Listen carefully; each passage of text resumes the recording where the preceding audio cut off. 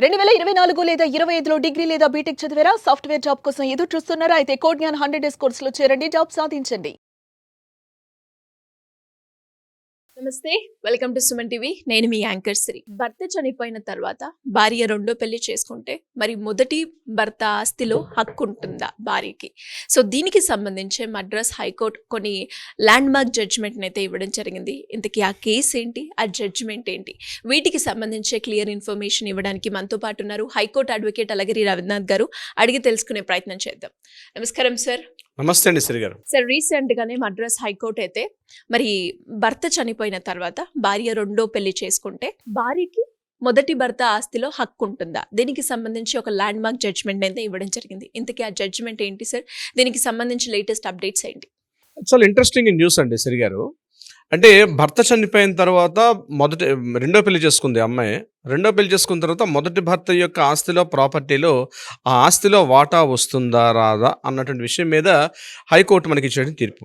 జనరల్గా ఇప్పటివరకు మనం చూసాం, ఒకవేళ డివోర్స్ తీసుకున్న తర్వాత ఆమెకి భర్త యొక్క ఆస్తిలో కొంత భరణం పొందే హక్కు కూడా ఉంటుంది, లేదా భర్త మరణించిన తర్వాత ఆమె యొక్క ఆస్తిలో, భర్త యొక్క ఆస్తిలో కూడా వాటాని పొందే హక్కు ఉంటుంది.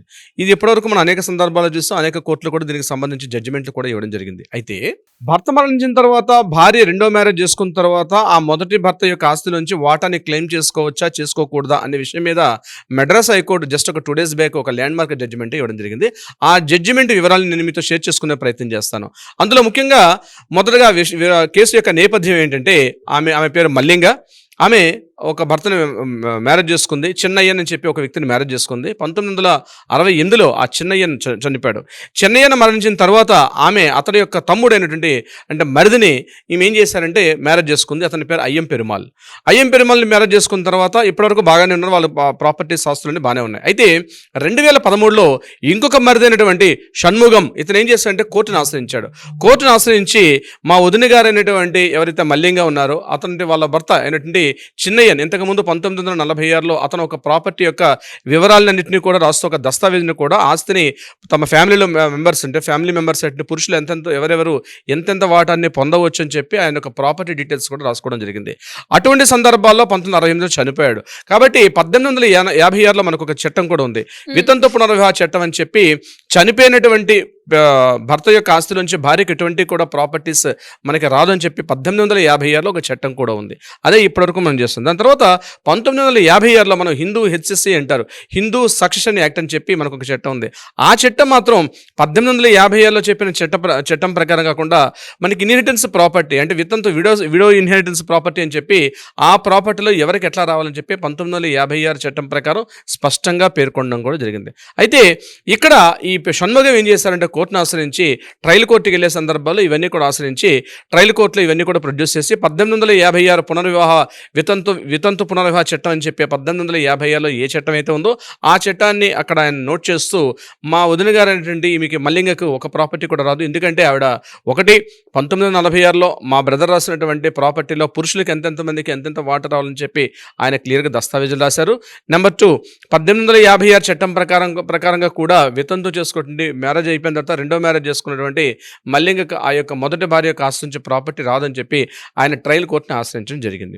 ట్రయల్ కోర్టు కూడా ఇమీడియట్గా రెస్పాండ్ అవుతూ ఏం చెప్పారంటే దాన్ని ఏదైతే వీళ్ళు చేశారో, ఏదైతే వీళ్ళు క్లెయిమ్ చేసుకున్నారో ఆ క్లెయిమ్తో తగ్గట్టుగా మల్లింగకు ఇందులో ఎటువంటి ప్రాపర్టీకి ఆస్తిలో వాటా రాదని చెప్తూ, అదేవిధంగా షణ్ముగంకి సపోర్ట్గా కొంతవరకు జడ్జిమెంట్ రావడం జరిగింది ట్రయల్ కోర్టులో. ఇమీడియట్గా వీళ్ళు ఏం చేశారంటే మద్రాస్ హైకోర్టుని వీళ్ళు ఆశ్రయించడం జరిగింది. మల్లింగను ఆశ్రయించి 1956 యాక్ట్ ప్రకారం ముఖ్యంగా ఇప్పుడు నేను చెప్పండి విడోస్ ఇన్హెరిటెన్స్ ప్రాపర్టీ అని చెప్పి ఈ యాక్ట్ ప్రకారం మాకు వస్తుంది అంటే మొదటి భర్త చనిపోయినప్పటికీ కూడా రెండో పెళ్లి చేసుకున్న తర్వాత మొదటి భర్త యొక్క ఆస్తిలో వాటాని క్లెయిమ్ చేసుకోవచ్చు అని చెప్తూ ఏదైతే జడ్జిమెంట్ వస్తుందో దాన్ని చెప్తూ కూడా దాంట్లో సెక్షన్స్ ఉన్నటువంటి అవన్నీ కూడా డీటెయిల్స్ చేస్తూ ఈ విషయం చెప్పినప్పుడు హైకోర్టు రీసెంట్గా మద్రాస్ హైకోర్టు ఒక 2 days బ్యాక్ దీని మీద ఒక తీర్పు కూడా ఇవ్వడం జరిగింది చెన్నై హైకోర్టు.